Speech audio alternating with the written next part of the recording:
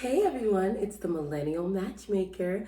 I'm coming in on Thanksgiving week with my beautiful mother. We're gonna have some fun topics for you guys. Hello, mother, how are you? Hello, beautiful. How are you? Good, I am good. so excited to be here with you and my grandbaby on I'm Thanksgiving weekend. yes, it is a great weekend. You're coming from Delaware to visit. I'm I so am. excited I to have am. you here. So we are going to talk about millennial dating.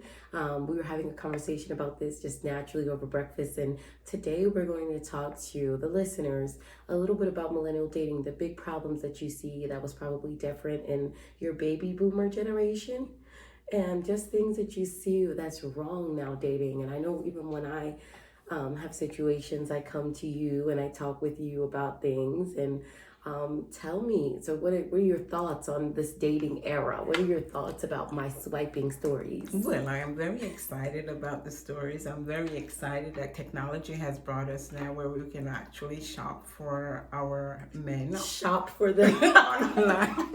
Well, It things is are like shopping different. though, because you pick, You have you're an option browsing, to look. You look at what the contents are, and you kind of pick and you check out. choose. And I am excited about that because it does work. But outside of that, what I do see is that they try to reinvent the wheel. And when I say reinvent the wheel, is they're trying different things here, and things have changed because don't forget, women now are workers. A lot of them are out in the community. They're trying to be the breadwinners in the family. They're more educated. We have more options. We usually are doing pretty well successfully by ourselves. So when you say reinvent the wheel, what do you mean? Like that women, now that we become educated, we've tried to change up the dating game? No, reinventing the wheel for me still means that ultimately, with all this power that we women have, is that need to use that power. And when I say not reinventing the wheel, is that the power is always within us women to be the caretakers in the home. And what we do is we tend to lose sight of that. And that's where we're trying to reinvent what is already that structure that was already there for us, that we were born into. So you feel like women are we're getting away from the nurturing side, from the caretaking side, from the homemaker side, and we're becoming like men, successful, wanting to get money, wanting to get out there, and we're competing with men to a different level, too much. Too much, and there's nothing wrong with that. You're a perfect example of that for me, Alex. Yes. You're a go-getter. And that's in your blood. That's who you are. That's what Yes. you do. But we have to temper that with what women we already have that's so powerful, and that's the nurturing side of us. That Right. is the And I feel side, like I'm not as in tune with it as you are, right? for sure, right? Because I got a lot of like I said, the go getter, the more millennial. I like independent, do it by myself. That independence is very good, but as women, we have to know how to use it because it's very powerful. And when I say very powerful, is that I think in one of your earlier videos, like you would say, this is what you do. Mom would try to tell me this, but this is what I do. And sometimes it works because sometimes we need to be powerful like that. But sometimes a lot of our power that we already have, we can use it silently.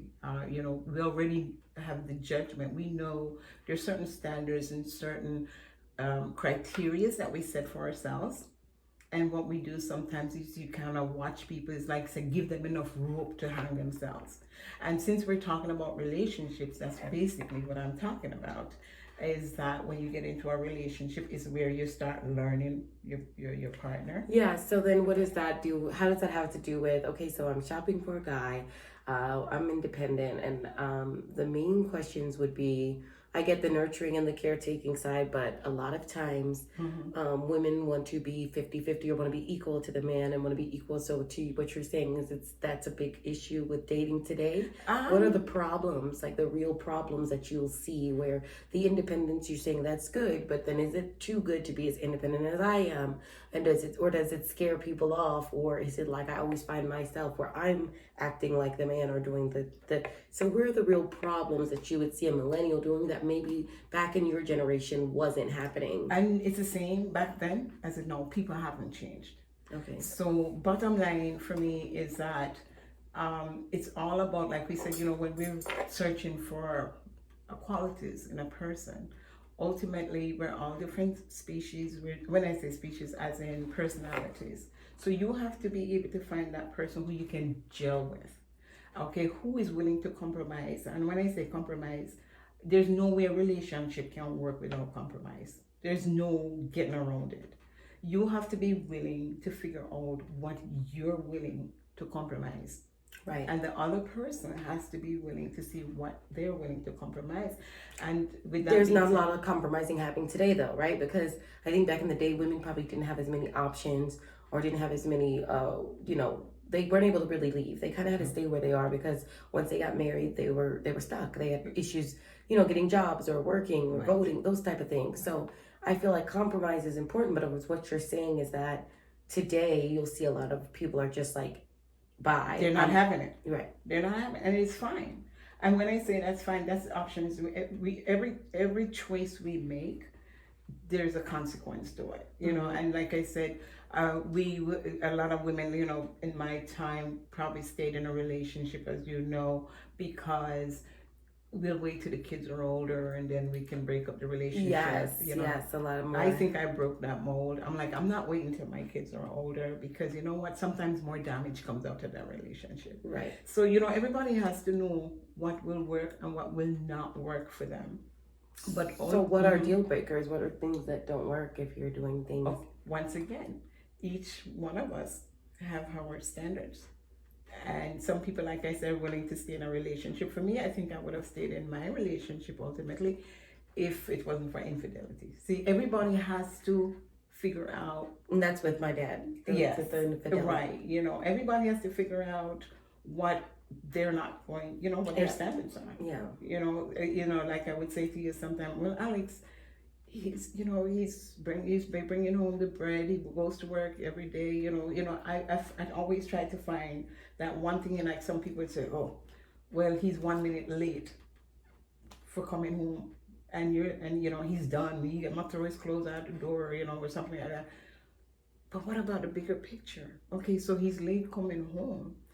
But I'm just saying, is he a good homemaker? He provides for you. He makes sure your health, the children, everybody is taken care of. So you know what I'm saying? It depends on what you're willing to make your deal breaker be. And is it really worth it? Right. So when we see me, like when you see me dating out there or out in just my personal life of what I've done, what are big hallmarks of what you see that I've done in this generation that might be a lot different than yours, or how I feel like, okay, if it's so easy to compromise and all these things, why is it that, things just still don't work out? And obviously, most of the time, women are the ones that leave. With you, I know you've left.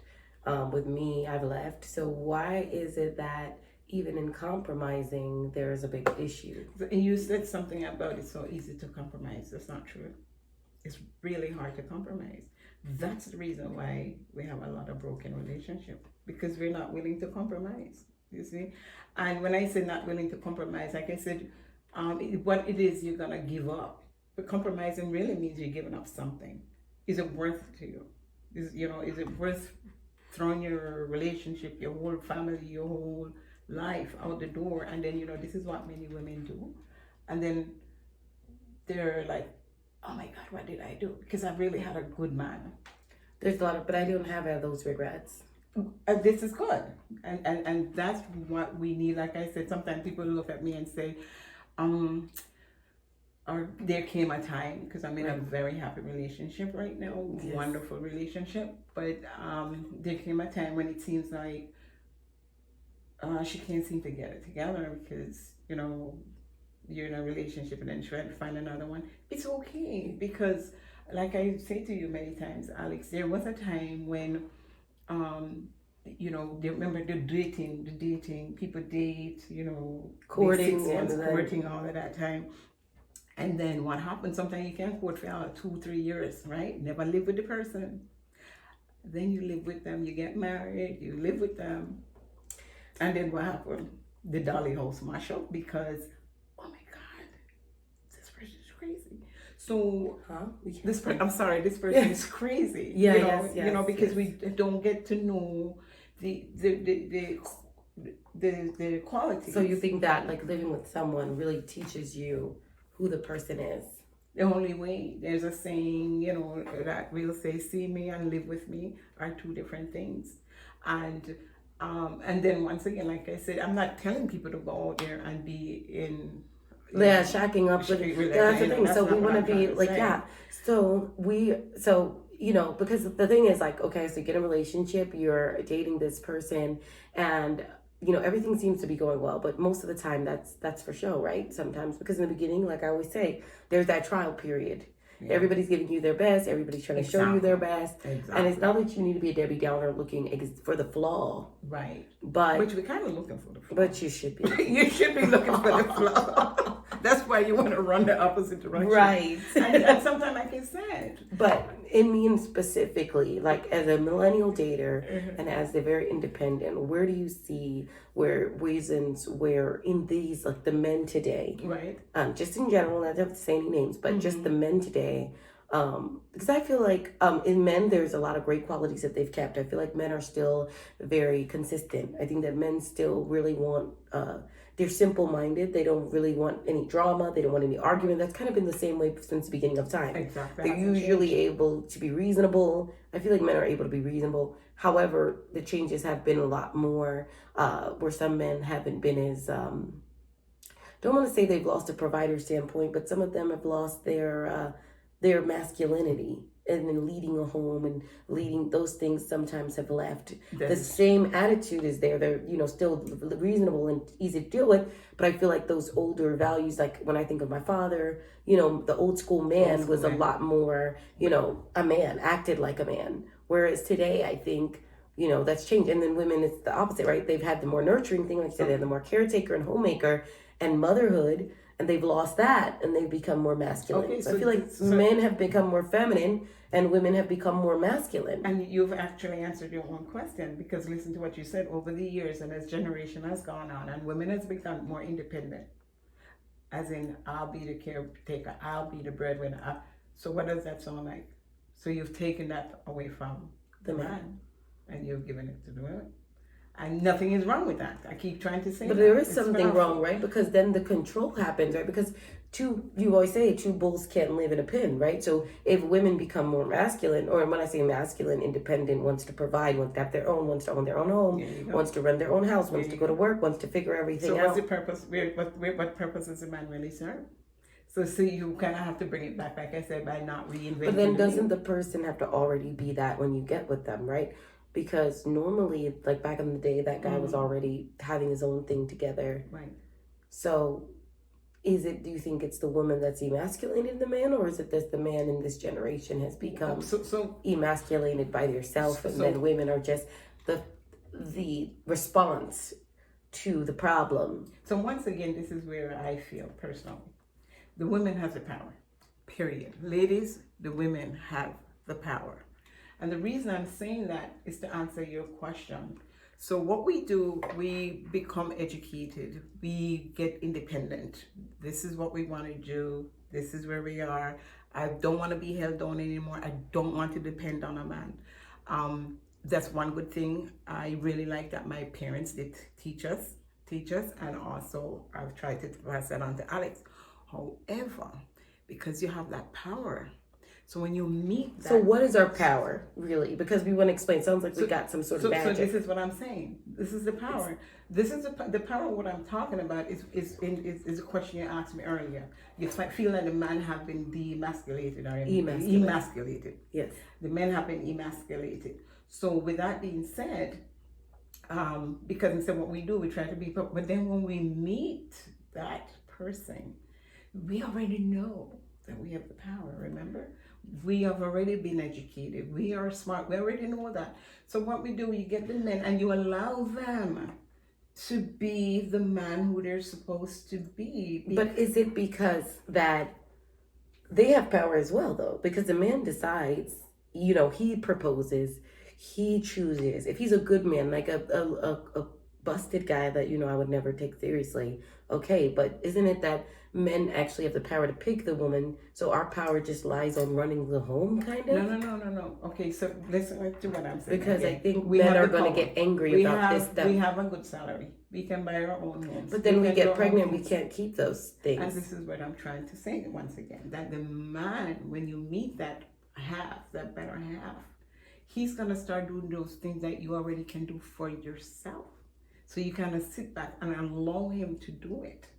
You understand? Because what's happening now is that you're giving it back to him. But guess what? You still have that power to know that if he, Mess up.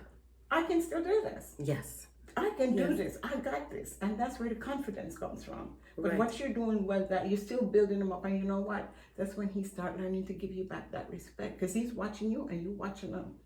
And he's saying, you know what, she's a good woman. She's a good caretaker, and that's where that love grows. That's where that respect grows. That's where that integrity grows. That's where that loyalty.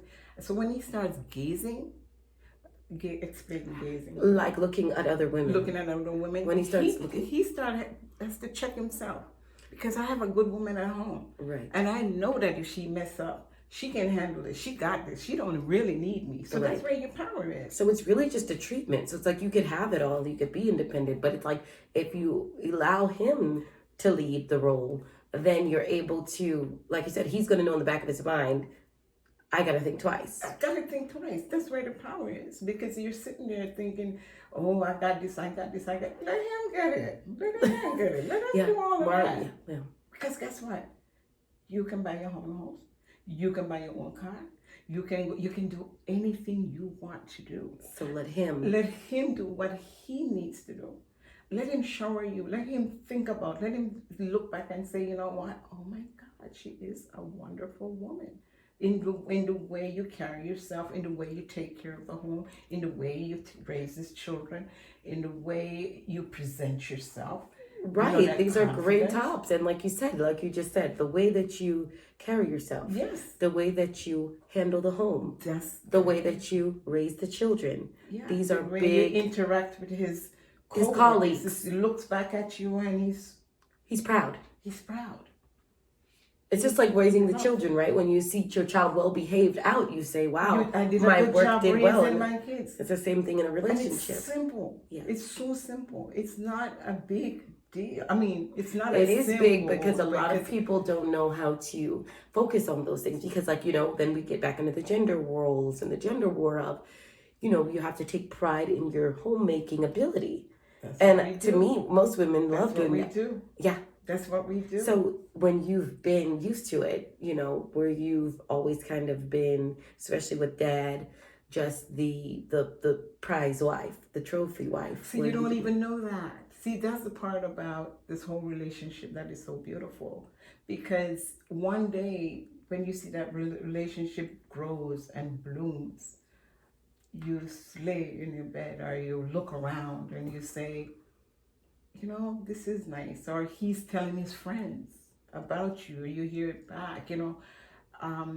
I have heard so many good things about me, not trying to be proud. When your father passed, Yes. about these are the things he said about you. And I'm sitting there saying, oh my God. So in your work, it always pays off because he did, Because you're a good person. When I say you're a good person, you did what you had to do without have to be fighting.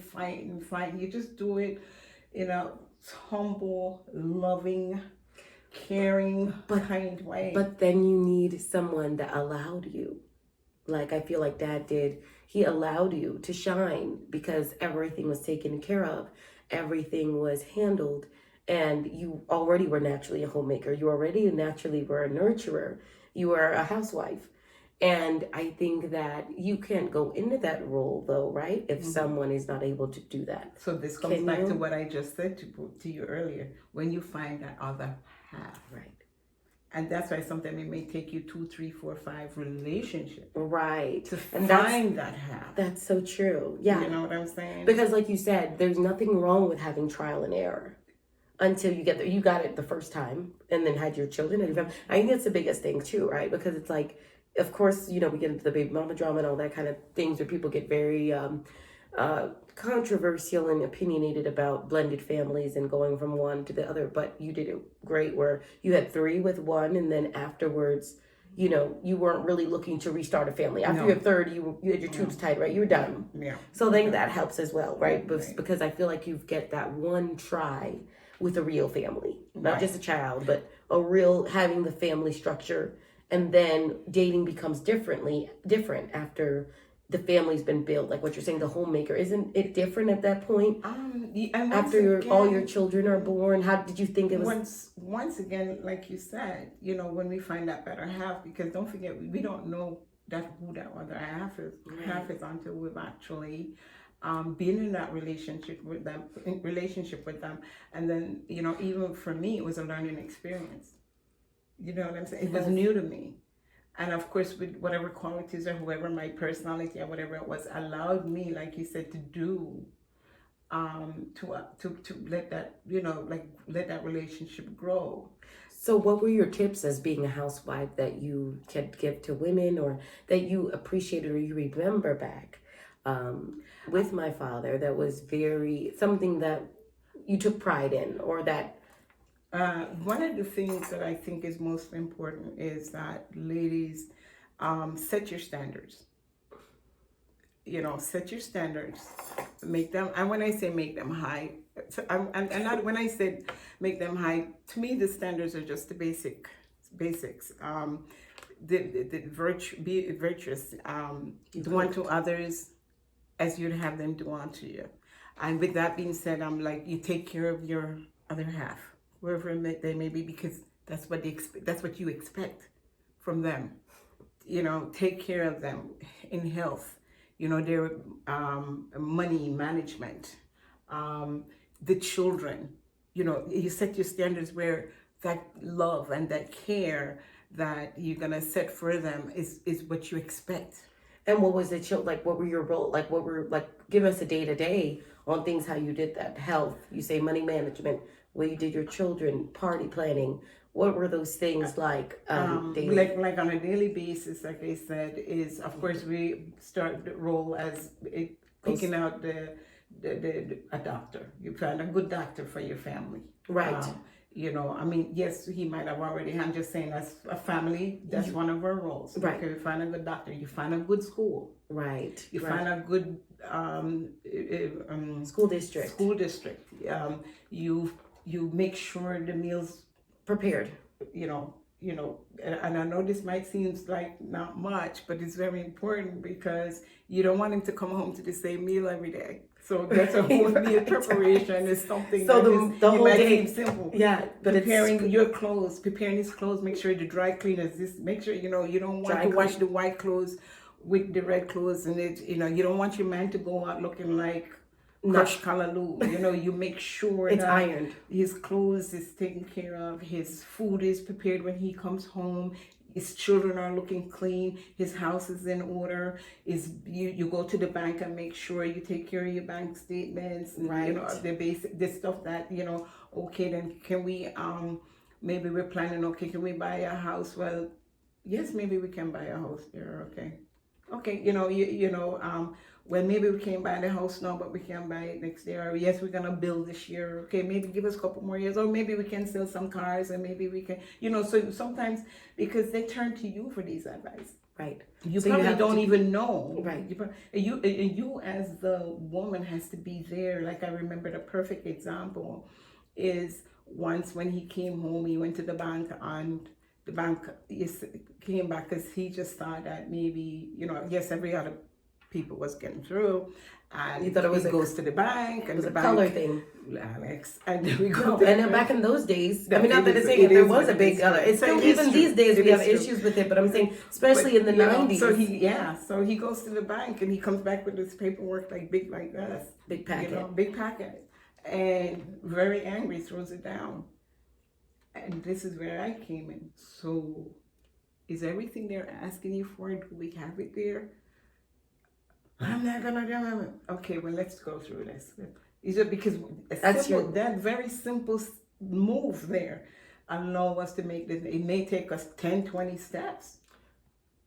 But you, as the homemaker, the mother, the wife, the powerful person that you are, these are the little powers that you have Yeah. that allows you to push yourself. Because remember, when you're pushing in your you're pushing the whole Family together. It's a team. It's It's a team effort. It's a team. And like you said, so like you said, if you ended up being the wife that was bitter or had a bad attitude, you could have been stuck not getting your house or not getting because you Don't know make no moves. not making any moves, or you're behind Positive. 10 years behind, or you've got your house 5 years behind because, like you said, you looked at it as a power. Everything that comes to you, Everything. and especially if they take the time to present it to you, your job is to help them find a way. That's where our power comes in. Solutions, not problems. I call it exactly. Yeah. So solutions. Those are great. Those are great, great tips. I mean, I feel so like I even learned that, right? Because I've never been, that in that role, kind of, let's say, where you were just being that homemaker and being and see, that. you didn't even notice it. No.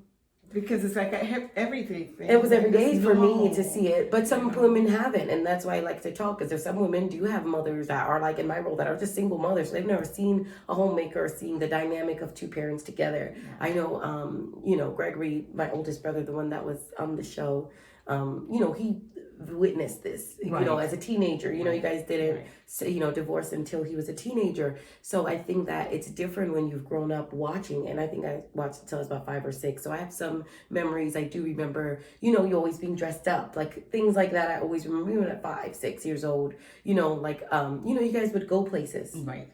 I did remember that. I remembered even, like you said, even when you were showing a house, you guys were working with houses, you guys would always have events, if that made sense. Right. You were always like prepared and ready to entertain, and family members always coming by the house. Right. And people coming by. And dinners. Yes. Yes. And catering, family reunions, that, those were things that I remembered, those things being planned to a detail, but some people don't get racing that. Some people get racing, like you say, on the other end. How does it feel, now seeing your daughter, the independent woman, I'm not what you were.